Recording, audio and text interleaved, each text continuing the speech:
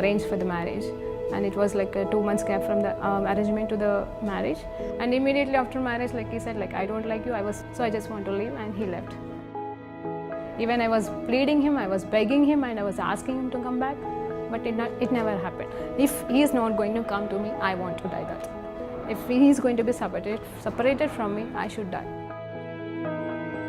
The day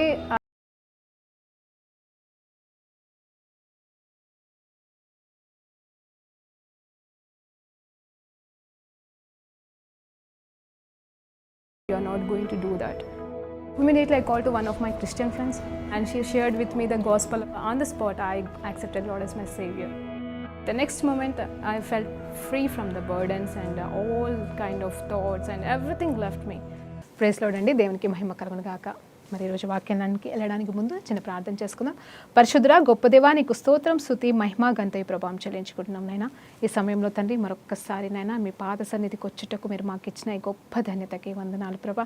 దివారాత్రములు తండ్రి నీ సన్నిధిలో గడుపుట కంటే ఇంకొకటి లేనే లేదు ప్రభా, మాకు దీవెనకరమైనది. కానీ ఈరోజు ప్రభా మరొక్కసారి నీ వాక్య ధ్యానంలో ముందుకెళ్తుంటుండగా ఒక చక్కటి మాట గురించి మేము ధ్యానిస్తున్నామయ్యా. రిపెంటెన్స్ నాయన, మారు మనస్సు నాయన, నీకు స్తోత్రం. మార్పు కలిగిన జీవితము కోసము మీరు మమ్మల్ని ప్రభా సిద్ధపరుస్తుండగా నాయన, అలాంటి రిపెంటెన్స్ కలిగిన జీవితం మా అందరికీ దయచేయమని యేసుక్రీస్తు నామములో ప్రార్థన తెరవేరుకుంటూ పొందుకుంటున్నాం తండ్రి, ఆమేన్. ప్రైజ్ లార్డ్ అండి. దేవునికి మహిమ కలుగును గాక. అయితే ఈరోజు దేవుడిస్తున్న మాట ఏంటంటే మారు మనస్సు, రిపెంటెన్స్ అండి. హల్లెలూయా. రిపెంటెన్స్ అన్నంగానే మనకి గుర్తు అంటే it's not repeating, but it's repent అంటే టు కమ్ బ్యాక్ అని.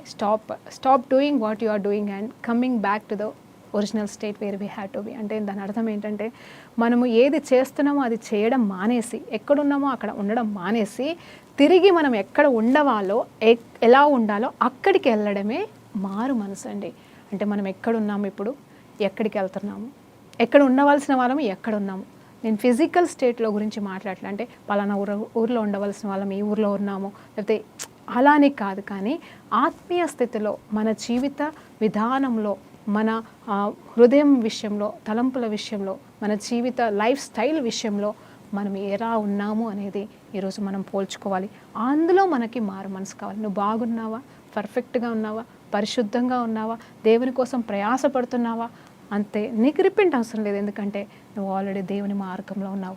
కానీ రిపెంటెన్స్ అంటే లోకానుసారమైనది, దేవుని నుండి కాని వాటిని కంప్లీట్గా విడిచిపెట్టేసి కంప్లీట్గా దేవుని వైపు తిరగడమే, దేవుని ప్రకారంగా ముందుకు సాగడమే నిజమైన మారు మనసు అనుభవం అండి. అయితే ఈ మారు మనసు గురించి మనము క్లుప్తంగా కొన్ని అధ్యాయాల్లోకి వెళ్ళి నేర్చుకోబోతున్నాము. నిజం చెప్పాలంటే ఈ రిపెండెన్స్ గురించి చెప్పాలంటే అట్లీస్ట్ ఒక 1 వీక్ పడుతుందండి. రాబోయే కాలంలో దీని గురించి మళ్ళీ మనం ధ్యానించబోతున్నాం, ఎందుకంటే ప్రతి మనిషికి ఇది అవసరం కాబట్టి. అయితే మొదటిగా రిపెంటెన్స్ అనగానే నాకు ఎక్కడ పరిశుద్ధాత్మదేవుడు తీసుకెళ్ళాడు అనగా అంటే మనకి 7 సంఘాలు ఉంటాయండి. యోహాను భక్తుడిగా రాసిన మరి ప్రకటన గ్రంథంలో మనకి 7 సంఘాలకి రాసిన మాటలు, అంటే 7 సంఘాలకి రాసిన ఉత్తరాలు. అందులో ఏముంటుందంటే ఆ సంఘ స్థితి గురించి, ఆ సంఘం ఏ రీతిగా ఉంది, మరి మంచిగా ఉంటే మంచిగా, చెడుగా ఉన్న వాటిని చూపిస్తూ మారాల్సిన చోట మారండి అని చెప్తూ ఒక్కొక్క సంఘానికి ఒక్కొక్క విధమైన మరి పత్రికలు, అంటే లెటర్స్ మరి యోహాను ద్వారా లిఖించబడినవండి. అంటే ఆ పత్రికలు మరి పంపించబడ్డాయి ఆ సంఘాలకి.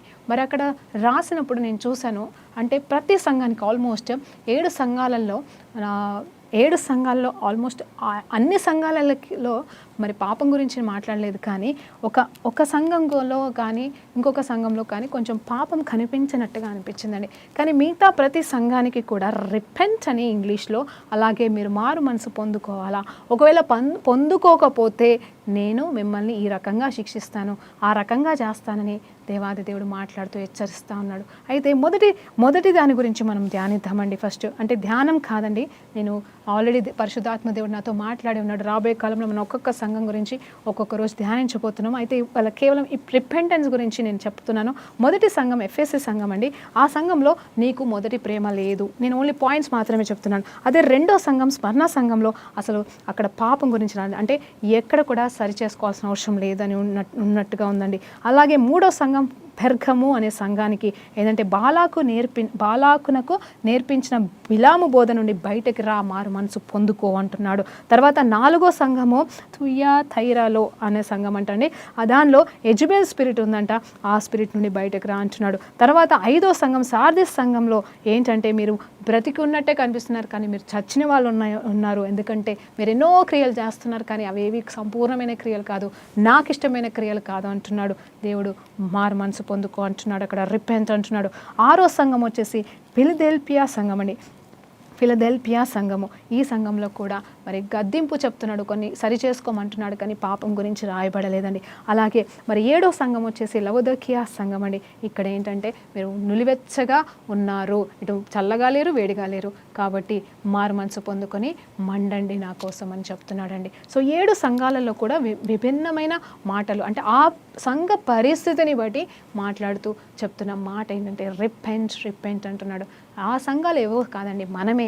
ఇప్పుడు నువ్వు ఒక సంఘం, నేను ఒక సంఘం, మన సంఘాలేని కాదు, లేకపోతే మన ఊర్లని కాదు, మన డినామినేషన్ అని కాదు ఇక్కడ, కానీ అయి ఉండొచ్చు, వాటిని కూడా వర్తించవచ్చు. కానీ ఇక్కడ సంఘం అంటే మొదటిగా నేను నువ్వై ఉన్నావు కాబట్టి నాలో నీలో ఇలాంటివి ఏమున్నాయో, అంటే 7 మాత్రమే కాదు, యేసుప్రభు వారు చూపించిన 7 తప్పులు పాపాల గురించే కాదు కానీ ఇంకేమై ఉన్నాయో మరి మనకి గళితుల రాసిన పత్రికలో ఉంటాయి, మన శరీర క్రియలు, శరీర పాపాలు అలాంటివి ఉన్నాయా, ఇలాంటివి ఉన్నాయా, నీలో ఏవైతే దేవుని నుండి కానివి ఉన్నాయో అవి తొలగించుకో, దానికి మారు మనసు పొందుకోమని చెప్తున్నాడండి. అయితే దేవుని ఉద్దేశం ఏంటి, అసలు ఈ మారు మనసు అనేది ఎందుకు కావాలి, ఆయన హృదయం ఏంటండి? మనం ఏది కూడా తన హృదయ ఆలోచనల ప్రకారంగా మనం ముందుకెళ్ళాలి. మనము దేవుడికి ఏది ఇష్టమో అది చేస్తే ఆయన ఇష్టలమైపోతాము, ఆయనని నిజంగా ప్రేమించే వారం అవుతాం. అయితే నిజం చెప్పాలంటే బైబిల్ చెప్తున్న ప్రకారంగా దేవుడు ఒక మాట అంటాడు, మీరు పాపులైన వారు పరిశుద్ధమైన జీవితంని అనుసరించి నడిస్తే, అంటే పాపాన్ని విడిచిపెట్టి పరిశుద్ధతలోనికి నడిస్తే మిమ్మల్ని నేను క్షమిస్తాను అంటున్నాడు. జాగ్రత్తగా వినండి.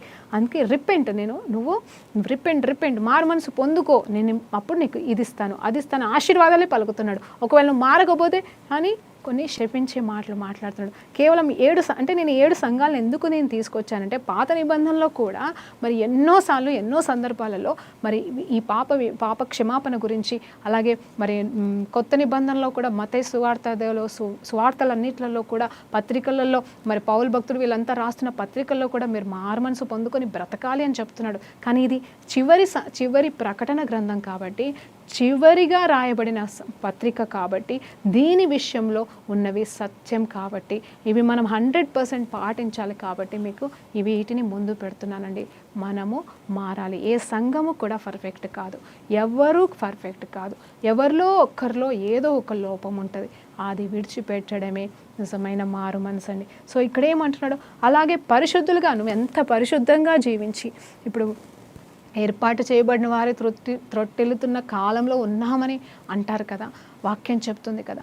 అలా ఏర్పాటు చేయబడిన నువ్వు నేను పరిశుద్ధంగా ఇన్ని సంవత్సరాలు బ్రతికి ఇప్పుడు తెలిసి తెలియని పాపంలో పడిపోయి దానిలోనే మనం బ్రతికితే ఇప్పటి వరకు నువ్వు చేసిన పరిశుద్ధమైన క్రియల్ని బట్టి నువ్వు క్షమించబడలేవు.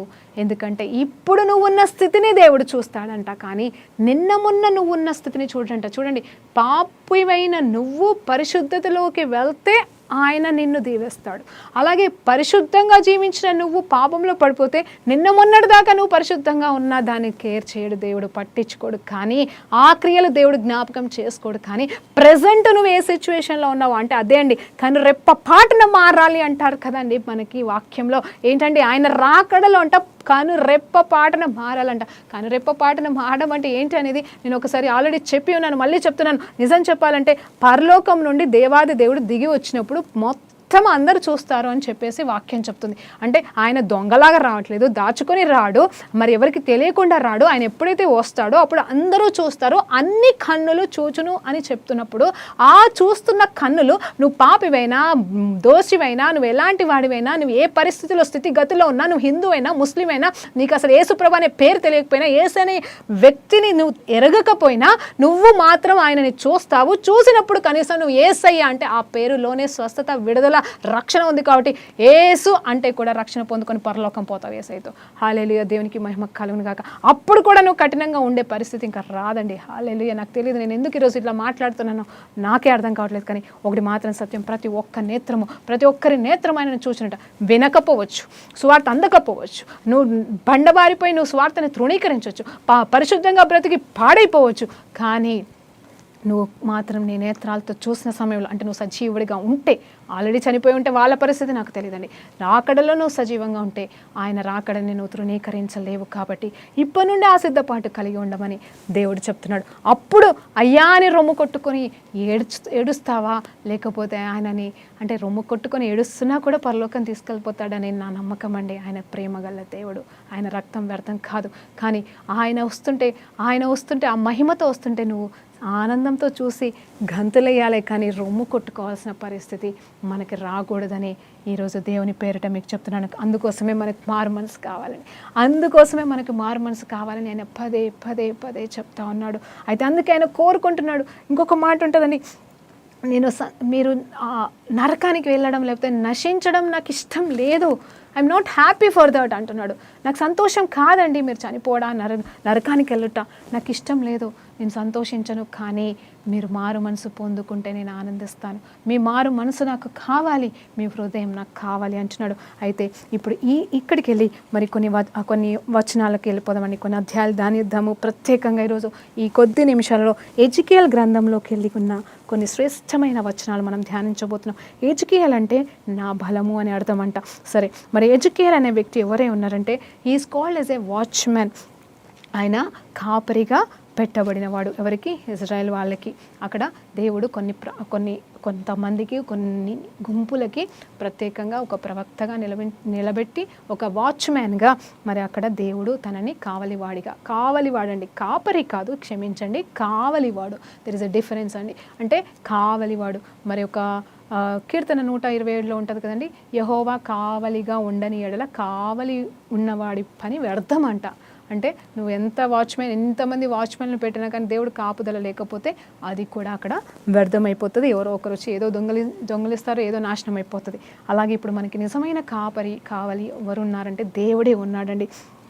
అయితే ఆ సమయంలో ఎజికియల్ని కావలిగా పెట్టి ఉన్నప్పుడు ఎజికియల్ గురించి మరి ఆలోచన చేస్తే ఆయనతో మాట్లాడుతున్న మాట ఏంటంటే, నువ్వు వెళ్ళి వాళ్ళకి చెప్పు, ఇదిగో ఇప్పటి వరకైతే నేనేం చేశానంటే 18వ అధ్యాయంలో ఉంది ఏంటంటే, తల్లిదండ్రులు చేసిన తప్పు వలన పిల్లలకి శాపాలు వచ్చాయి, పిల్లలు చేసిన శాప పాపాల వల్ల తల్లిదండ్రులకి శిక్ష వచ్చింది, కానీ ఇక మీదట నేను అలా చెయ్యను, కానీ నేనేం చేయాలనుకుంటున్నా అంటే ఎవరు చేసిన పాపం వారి మీదకి వచ్చేలాగానే నేను పెట్టబోతున్నాను అంటున్నాడు. హల్లెలూయా, దేవునికి మహిమ కలుగును గాక. ఇక్కడ ఎవరు చేసిన పాపం వారికే వస్తుంది అని దానిలో నేను అప్పుడు ఆలోచన చేశాను, ప్రభా ఇది ఎవరికి వర్తిస్తుంది? జాగ్రత్తగా వినండి. ఈరోజు ఎవరికి వర్తిస్తుంది అంటే మళ్ళీ క్రీస్తు బిడ్డలకి మాత్రమే వర్తిస్తుందండి. ఈ వాక్యం అన్యులకి వర్తించదు. ఎందుకంటే వాళ్ళ అన్యులు నిజంగా ఇప్పుడు ఇది దేవాది దేవుడు తన బిడ్డల కోసం పలుకుతున్న మాట కాబట్టి తల్లిదండ్రుల శాప పాపాలు ఆల్రెడీ ఫ్లో అయిపోతున్నాయి, అవి ఉన్నాయి లోకంలో. ఎప్పుడైతే నువ్వు రక్షణలోకి వస్తే నీ తల్లిదండ్రుల శాప పాపాలు నీ మీదికి రావు. ఒకవేళ నువ్వు రక్షణలోకి వచ్చినా కానీ నువ్వు చేసిన తప్పు పాపాలు నీ తల్లిదండ్రుల వైపు పోవు. ఇది మనం తెలుసుకోవాల్సిన విషయం. అంటే ఇటు తల్లిదండ్రులు రక్షణ పొందుకోవాలి, ఇటు పిల్లలు రక్షణ పొందుకోవాలండి. ఎవరి రక్షణ వారిదే, కానీ వారి నుండి వీరి నుండి వారికి వచ్చేదాన్ని నేను కొట్టి పడేస్తున్నాను అంటాడు. అంటే ఇది అన్యులకి వర్తిస్తుందా అని నేను అడిగినప్పుడు అన్యులకి వర్తించదండి. అందుకే వాళ్ళు పాపం శాప పాపాలు కూరుకపోతే చేసిన తప్పులకి వెళ్ళి బయటకి రాలేక ఎందుకు ఈ పాపం అంటే వాళ్ళు ఒక మాట అంటారండి, పాపం వాళ్ళకి తెలియదు. కాబట్టి ఏంటంటే ఏ జన్మలో చేసిన పాపమో మమ్మల్ని వెంటాడుతుంది, మా పరిస్థితులు బాగుపడట్లేదు అని పాపం చేయగలిగిందంతా వాళ్ళు చేస్తారండి. వీళ్ళు చెప్పింది వాళ్ళు చెప్పింది యథార్థంగా, నమ్మకంగా, విశ్వాసంతో మరి ఎంతో నిష్ఠతో వాళ్ళు చేస్తారండి. వాళ్ళు చేయవలసిన కార్యక్రమాలు ఏవైతే ఉంటాయో అయినా కానీ వాళ్ళలో మార్పు రాదు. కానీ వాళ్ళు ఏ జన్మ పాపమో ఇంకా పోదులే, ఈ జన్మంతా ఇంతే అని వాళ్ళు కాంప్రమైజ్ అయ్యి బ్రతుకుతూ ఉంటారు, ఇంకేం చేయలేకపోతారు. నాకు ఒక తండ్రి తెలుసండి, వాళ్ళ పిల్లల గురించి ఏం మాట్లాడతాడంటే, వాళ్ళ జాతకాలు ఇలా ఉన్నాయి, మేమేం చేస్తాము, అందుకోసం వాళ్ళ పరిస్థితి అలా అయిపోయింది అంటూ ఉంటారనమాట. అంటే జాతకాలు అలా ఉన్నాయి కాబట్టి, వాళ్ళ రాతలు అలా ఉన్నాయి కాబట్టి ఇంక వీళ్ళు మార్చుకోలేరంట. చూడండి, అంటే ఆ నమ్మకం అనేది, అంటే వాడు చెడ్డవాడైనా, వాడు దుర్మార్గుడైనా, వాడు నష్టం చేసేవాడైనా సరే, వాడి జాతకం అలా ఉంది, ఆ తర్వాత ఏంది 4 సంవత్సరాలు 2 సంవత్సరాల తర్వాత మంచి టైం వస్తుందంట, అప్పుడు వాళ్ళు మారిపోతారంట ఆటోమేటిక్గా. చూడండి, వాళ్ళకున్న నిశ్చయితం మనకి లేదు. ఏంటంటే మనకి దేవాది దేవుడు మనల్ని మార్చి, మనకి రక్తాన్ని చిందించి, మన జీవితాన్ని, మన తలరాతుల్ని, మన బ్రతుకుల్ని మార్చేశాడు, కడిగి పడేశాడు అని తెలిసినా కూడా మనమైతే నిశ్చయిత ఉండదు, నెమ్మది ఉండదు. దేవుడు ఏం చేశాడు, దేవుడు ఎక్కడున్నాడని ప్రశ్నిస్తాం. వాళ్ళు కనీసం వాళ్ళు నమ్మిందాలన్న నమ్మకంగా బ్రతుకుతున్నారండి. దేవునికి మహిమ కలుగునుగా. అలాంటి వాళ్ళని దేవుడు విడిచిపెడతాడని నేను అనుకోవట్లే. వాళ్ళ నమ్మిక చొప్పున వాళ్ళని దేవుడు వాళ్ళని కూడా ఆశీర్వదిస్తాడు. అలా అని చెప్పేసి అవి కరెక్ట్ అని నేను సపోర్ట్ చేయట్లే. మీరు అటువైపు వెళ్తే నేను అస్సలు ఒప్పుకొని, దేవుడు కూడా మిమ్మల్ని ఇంకా శాపగ్రస్తులను చేస్తాడు. మిమ్మల్ని అటువైపు వెళ్ళమనట్లేదు. కానీ వాళ్ళకి ఈరోజు కాకపోతే రేపు సత్యం తెలుస్తుంది, వాళ్ళు బయటకు వస్తారు. అది మన బాధ్యత, వాళ్ళకి సత్యం బోధించుటకు కూడా. సరే అండి, ఆ రకమైన శాప పాపాలు మరి మన జీవితంలో మాత్రమే, క్రైస్తవులమైన మనకి మాత్రమే ఇక్కడ విడుదలని పరిశుద్ధాత్మదేవుడు బోధిస్తున్నాడు. తర్వాత చూస్తే మరి పరిశుద్ధంగా జీవించి ఇంతకుముందు జీవించి నువ్వు పాపంలో పడిపోతే దేవుడు మిమ్మల్ని అంగీకరించడు. అలాగే నువ్వు ఎన్ని పాపాలు చేసినా, మరి చదువుదామండి అసలు పాపం అంటే ఏంటి, ఎక్కడి నుండి మనం బయటపడాలి. మరి కొత్తగా వింటున్న వారు ఉండొచ్చు కదా, మరి కాసేపు వాటిని కూడా ధ్యానిద్దామండి. 33వ అధ్యాయం అండి 7వ వచనంలో చదువుతున్నాను. 33వ అధ్యాయం 7వ వచనం. నరపుత్రుడా, నేను నిన్ను ఇశ్రాయేలునకు కావలిగాను నియమించి ఉన్నాను కనుక నీవు నా నోటి మాటలను విని నాకు ప్రతిగా వారిని హెచ్చరిక చేయవలను. దుర్మార్గుడా, నీవు నిశ్చయముగా మరణము నొందుదువు అని దుర్మార్గునికి నేను సెలవీయగా, అతడు తన దుర్మార్గతను విడిచి జాగ్రత్త పడినట్టు నీవు ఆ దుర్మార్గునికి నా మాట తెలియచేయని ఎడల ఆ దుర్మార్గుడు తన దోషమును బట్టి మరణమును నొందును గాని అతని ప్రాణమును గూర్చి నిన్ను విచారించదను. చూడండి, ఇక్కడ ఎజ్జికేల్ ప్రవక్తకి దేవుడు చెప్తున్న మాట ఏంటంటే, నువ్వు ఆ పాపిష్టి వాడి దగ్గరికి వెళ్ళి ఆ పాపం చేస్తున్నవరా నాయనా, నువ్వు పాపం చేయొద్దని దేవుడు చెప్తున్నాడని నువ్వు చెప్పాలంట.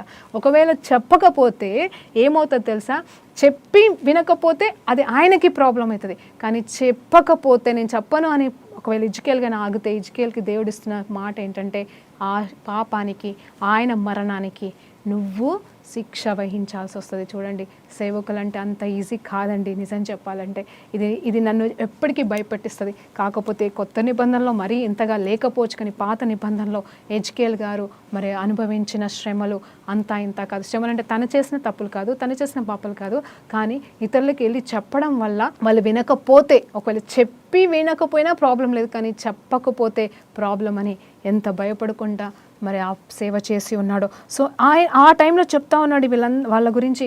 ఒకవేళ ఎవరైనా మాట విని, ఇదిగో వాడు దూషుడు, దొంగతనం చేస్తూ, అప్పులు అంటే వడ్డీకి అప్పు ఇచ్చుకుంటూ, చేయకూడని పాపాలు చేస్తూ, వ్యభిచారం చేస్తూ అలాంటి బ్రతుకుతున్న వాడు ఉన్నాడా, అతడు ఒకవేళ నీ మాట విని మారు మనసు పొందుకుంటే అతన్ని బట్టి నేను ఆనందించి మరి నేను అతనిని రక్షణలోకి నడిపిస్తాను.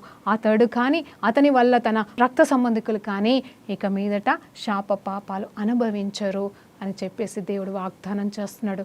ఇప్పుడు చెప్పండి, ఒక్కరిని బట్టి ఇంకొకరికి పాపాలు పోవడం అది అవసరమా ఈ లోకంలో? నేనేమంటున్నానంటే, ఆ శాప పాపాలు పోతాయా అంటే పోతాయి. ఎందుకు పోవు? ఎందుకంటే ఒక్కడు వెల చెల్లించడం వల్ల, యేసు ప్రభు వారు వెల చెల్లించడం వల్ల పాప విమోచన జరిగిందనేది సత్యమే కదండి. అలాగే ఆదాము చేసిన పాపం వల్ల ఇప్పటికీ లోకం పాపంలో ఉన్నది అనేది సత్యము. కాబట్టి ఇక్కడ తల్లిదండ్రులు అంటే ఒక కుటుంబాన్ని దేవుడు మరి పోల్చుకుంటున్నా, అంటే నా కుటుంబం వల్ల వేరే కుటుంబాలకి శిక్ష పాపం రాకపోవచ్చు, నా శాపం నా వేరే కుటుంబాలలోనికి వెళ్ళకపోవచ్చు, కానీ నేను చేసిన శాపం నా పిల్లలకి ఖచ్చితంగా వస్తుందండి. ఎప్పటి వరకు వస్తుంది తెలుసా? నేను ఒప్పుకొని విడిచిపెడితే అది నాతోనే ఆగిపోయి నా పిల్లలకి వెళ్ళకుండా ఉంటుంది అని చెప్తున్నాడు దేవుడు. అంత మాత్రమే కాదు, ఈరోజు ఆస్తులు అంతస్తులు పంచిపెడుతున్న తల్లిదండ్రులారా, మీరు ఆశీర్వాదాలు పంచిపెట్టండి దయచేసి. ఇదిగో ఈ శాపాలు పంచిపెట్టకండి దయచేసి. మీరు అనుకుంటున్నారు, నా బ్రతుకు నేను బ్రతుకుతున్నాను, వాళ్ళు బాగానే ఉంటారులే అనుకుంటున్నావేమో. నిన్ను బట్టి వారు చెడిపోకపోవచ్చు, నిన్ను బట్టి వారికి పాప జీవితం రాకపోవచ్చు, కానీ శాప జీవితం రాబోతుందని జాగ్రత్తగా నువ్వు నమ్మాలి. నువ్వు మారు మనసు పొందుకునేది కేవలం నీ కోసం మాత్రమే కాదు, నీ బిడ్డల భవిష్యత్తు కొరకు. నువ్వు ఎన్ని కోట్ల ఆస్తి ఇచ్చినను, ఎంత సంపాదించి పెట్టినను, వాళ్ళని ఎంత గొప్ప స్కూళ్ళలో చదివించినను, నువ్వు పాప జీవితంలో ఉంటే, నువ్వు అన్యాయ సొమ్ముతో నువ్వు బ్రతుకుతుంటే, అన్యాయస్తుడిగా జీవిస్తుంటే మాత్రం నీ శాపము నీకు తగలకపోయినా ఎవరికి తగులుతుందో తెలుసా అండి? నీ పిల్లలకి తగులుతుంది. అది చూసి నువ్వు ఆనందిస్తావా? అది చూసి నువ్వు తట్టుకోగలుగుతావా? నీ వృద్ధాప్యంలో నీ పిల్లలు నువ్వు చేసిన దాన్ని బట్టి వాళ్ళ ఆస్తిని బట్టి ఆనందించకుండా, నువ్వు ఇచ్చిన సమస్తాన్ని బట్టి వాళ్ళు ఆనందించకుండా భ్రష్టమైన పరిస్థితిలో ఉంటే నువ్వు సంతోషిస్తావా? ఎవరైనా కష్టపడేది పిల్లల కోసమే కదండి. ఈ లోకంలో తల్లిదండ్రులు బ్రతుకుతున్నదే, అంటే అందరు కాదేమో ఇప్పుడున్న పరిస్థితుల్లో, నిజమైన శ్రేష్టమైన తల్లిదండ్రులు వారు ఎలాంటి వారైనా సరే వాళ్ళు దొంగతనం చేసిన చివరికి వాళ్ళ పిల్లల కోసమే చేస్తారు కదండి. అంటే అక్కడ తప్ప ఉప్ప అనేది తర్వాత విషయం, కానీ వారు ఏ పని చేసినా, కష్టపడ్డా, సంపాదించినా, వారు జీవించిన యవ్వన కాలం దాటిపోయిన తర్వాత పిల్లలే సమస్తం అనుకొని బ్రతుకుతూ ఉంటారు. మరి నువ్వు పిల్లలే సమస్తం అనుకొని వారి కోసమే, వారి భవిష్యత్తు, ఒక్క కొడుకు ఒక్క కూతురు ఇంతమంది పిల్లలు అనుకోండి, వాళ్ళకి అన్ని విధాలుగా నువ్వు తండ్రిగా తల్లిగా నిలబడి అన్ని న్యాయం చేస్తున్నావేమో, కానీ నువ్వు ఏ శాప భారాన్ని మోస్తున్నావో ఈరోజు పరిశీలన చేసుకో. నువ్వు చేస్తున్న ఏ శాప పాపాలు, నువ్వు ఒప్పుకొని ఏ శాప పాపాల వల్ల నీ పిల్లలు ఇంకా భ్రష్టమైన సిచ్యువేషన్లో ఉన్నారో, అనారోగ్య పరిస్థితిలో ఉన్నారో ఒక్కసారి జ్ఞాపకం చేసుకో. ఇక్కడైతే దేవుడు వాగ్దానం చేసేసాడండి. ఏమంటాడు? ఇక మీద ఇప్పటివరకు అయితే తల్లులది పిల్లలకి, పిల్లలది తల్లిదండ్రులకి నేను తీసుకొచ్చాను, కానీ ఇక మీదట నేను చేయనని ఎప్పుడన్నాడండి? కొత్త నిబంధనలో కాదు, పాత నిబంధనలో ఎజ్కేల్ కాలంలోనే మాట్లాడి ఉన్నాడు. ఎందుకంటే దానికంటే ముందు కొన్ని సందర్భాలు జరిగినాయి. ఎజ్కియా అనే వ్యక్తి ఆయుష్ను సంపాదించుకున్న వ్యక్తి 15 సంవత్సరాలు ఆయుష్ను పొడిగించబడిన తర్వాత కూడా గర్వ మహాంకారానికి గురైపోయినప్పుడు అక్కడ ఏం జరిగిందంటే దేవునికి కోపం వచ్చేసి, బాబు నువ్వు చేసిన తప్పు సరే ఇక్కడతో ఆపేస్తావనుకుంటున్నావా, కానీ నీ పని అయిపోయింది, నీ వయసు అయిపోయింది, ఇంక అయిపోయింది, కానీ నీ మూలంగా నేను నీ వారసులని, ఈ రాజ్యాన్ని నేను అన్యులకి అప్పజెప్పబోతున్నాను, వాళ్ళ దగ్గర దాసులే ఉంటారని చెప్పేసి. అక్కడ రాజు కాబట్టి అండి, రాజు చేసేది కూడా రాజ్యానికి వస్తుందంట, తల్లిదండ్రులు చేసేది కుటుంబానికి వస్తుందేమో, ఒక్క కుటుంబంలో ఒక్క కుటుంబంకే ఉంటుందేమో, కానీ అధికారులు చేసేది మొత్తం మరి దేశానికే వస్తుందంట. అందుకోసమే దేవుని నమ్ముకున్న ప్రజలు కలిగిన వారు ఎంతో ధన్యులంట. అంటే దేవుని నమ్ముకున్న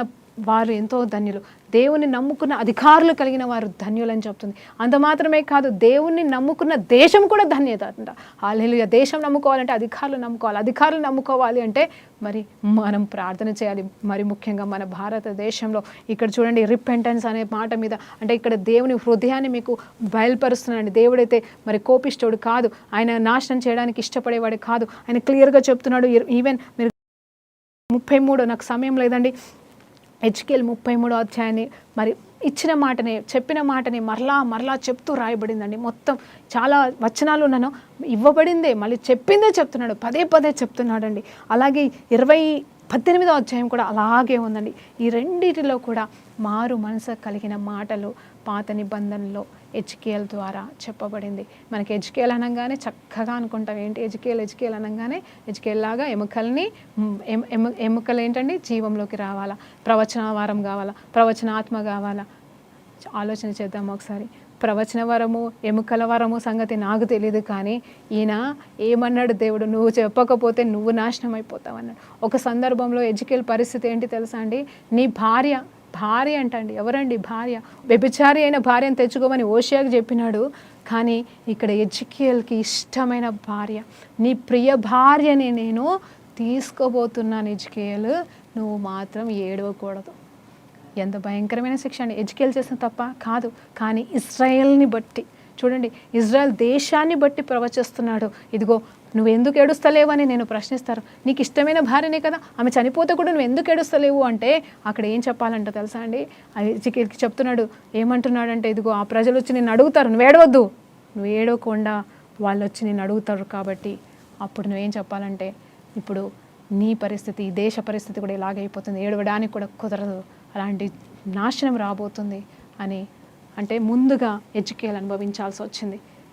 అనుభవించడం వెనకాల ఏంటి కారణం అంటే, ఎజ్కేల్ తప్పు పాపం లేదు, కానీ పిలుపండి, పిలుపు. హల్లెలూయా. ఇప్పుడు మేము కూడా సేవకులము, ఎన్నో శ్రమల గుండా, ఎన్నో సమస్యల గుండా, ఎన్నో ఇబ్బందుల గుండా వెళ్తూ ఉంటాం. కానీ పౌలు భక్తుడిలాగా, పేతురులాగా, మరి వాళ్ళలాగా మేము అద్భుతాలు సూచక్రియలు చేయకపోవచ్చు, కానీ వాళ్ళలాంటి శ్రమలు మేము కూడా ఎన్నో అనుభవిస్తూ ఉంటాం. అయినా సరే బ్రతుకుట క్రీస్తే చావైతే లాభమని సేవలో ముందుకు సాగిపోతూ ఉంటాం. మనుషుల పోరాటాలు, వ్యతిరేకతలు, సాతాను పోరాటము, మనుషులతో పోరాటము, అన్ని రకాల పోరాటాలు, ఇటు ఫైనాన్షియల్గా, మరి ఫిజికల్గా, మెంటల్గా పోరాటాలు చేసినా కూడా పిలిచిన దేవుడు నమ్మకమైన దేవుడు అని చెప్పేసి ముందుకు సాగుతూ ఉంటాము సేవకులము. ఆ సేవకులు కూడా మరి మనుషులే అని గుర్తించండి దయచేసి. వాళ్ళలో కూడా తప్పులు పాపాలు ఉంటాయి కావచ్చు, కానీ వాళ్ళు మార్చుకొని ముందుకు సాగడానికి ప్రయాసపడతారు, మిమ్మల్ని మార్చాలని చూస్తూ ఉంటారు. మరి ఇదన్నిటికీ కారణం సువార్త.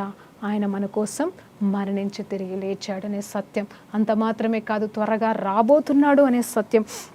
మనము పాపాల గురించి ఎందుకు మాట్లాడాలి అంటే, పాపం గురించి తెలుసుకోవాల్సిన అవసరం లేదు అని మీరు అంటే, నేను ఒకటి చెప్తానండి.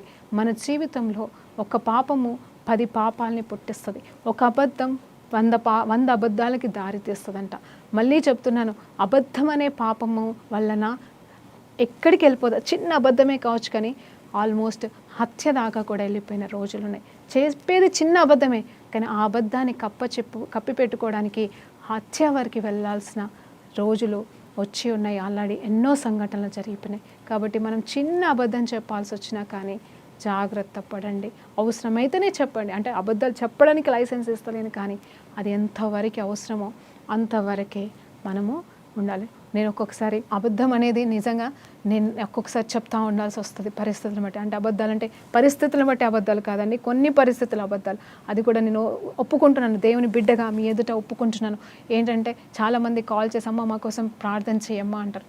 ఆ క్షణంలో ఆ సెకండ్ చేసేస్తాం ప్రార్థన, కానీ తర్వాత కూడా మా కోసం ప్రతిరోజు చేయమ్మా అని అడుగుతూ ఉంటారు. అమ్మ సరే అమ్మా అంటాను, అంటే సరే అమ్మా అంటాను. తర్వాత నేను ఒక్కొక్కసారి చేస్తాను, కొంతమంది పేర్లు రాసుకుంటాను, కొంతమంది పేర్లు చేస్తాను, కొంతమంది చెయ్యను.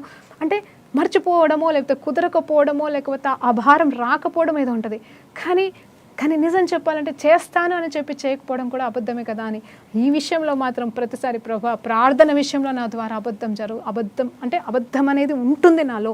ఈ ఏరియాలో కూడా నాకు కృపనివ్వు ప్రభా, సహాయం చేయి ప్రభా అని అడుగుతూ ఉంటాను. అంటే ఆ చిన్న పొరపాటు కూడా మనల్ని ఎక్కడికి దారి తీస్తుందో తెలియదు కదండి. వాళ్ళేమో నమ్ముతారు, అవును వాళ్ళు మన కోసం ప్రార్థన, అంటే నేను చెయ్యనంటలేనండి, చేస్తాను. కానీ ఎప్పుడైనా ఎవరి విషయంలో అయినా మర్చిపోయి చేశాను అని అబద్ధం చెప్తే అది ఇంకా భయంకరం. చేస్తాను అని చెప్పండి కనీసం, కానీ చేయకుండా చేశాను అని చెప్పడానికి వీల్లేదు. కాబట్టి మరి మనము ప్రతి విషయంలో సేవకులమైన మనము, విశ్వాసులమైన మనము, ఎందుకంటే అన్యులు వాళ్ళకి దేవుని గురించి తెలిసిపోతుందండి, అందరికీ తెలిసిపోతుంది. నేను అందరికీ ఒక హెచ్చరిక ఇస్తున్నాను, ఏంటంటే కోత విస్తారంగా ఉంది, కోయివారు లేరంట. నిజం చెప్పాలంటే కోత ఉంది విస్తారంగా, కోయివారు ఉన్నారు విస్తారంగా ఉన్నారు, కానీ ఏమీ లేదు తెలుసానండి. అయితే కొంతమంది దగ్గర కోయడానికి కొడవలి అనేది లేదు. అయితే కొడవలి ఉంటే దాన్ని వాడే జ్ఞానం లేకుండా పోతుందండి.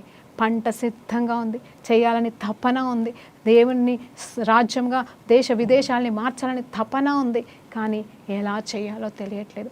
మార్గాలు తెరవబడలేదు ఏమో, లేకపోతే ఆ మార్గాన్ని వెతుక్కోలేని స్థితిలో మనం ఉన్నామేమో. కానీ ఈ లోక పాపాలన్నింటినీ జయించిన విశ్వాసము మనలో ఉంటే మనము ముందుకు సాగుతాము అని ఈరోజు దేవుని పేరిట కోరుకుంటున్నాను. కాబట్టి మనం ఒకరిని గద్దించాల్సిన పరిస్థితి వచ్చినప్పుడు 100% గద్దించండి. మొహమాటాలు వద్దు, దయచేసి మొహమాటాలు వద్దు. దేవుడు నన్ను ప్రశ్నించినప్పుడు మనం జవాబు ఇవ్వలేము. కాబట్టి వారు మనకి శత్రువులో దూరమైనా పర్వాలేదు, ఈరోజు కాకపోతే రేపు వాళ్ళు మారకపోయినా మనకి బాధ లేదు.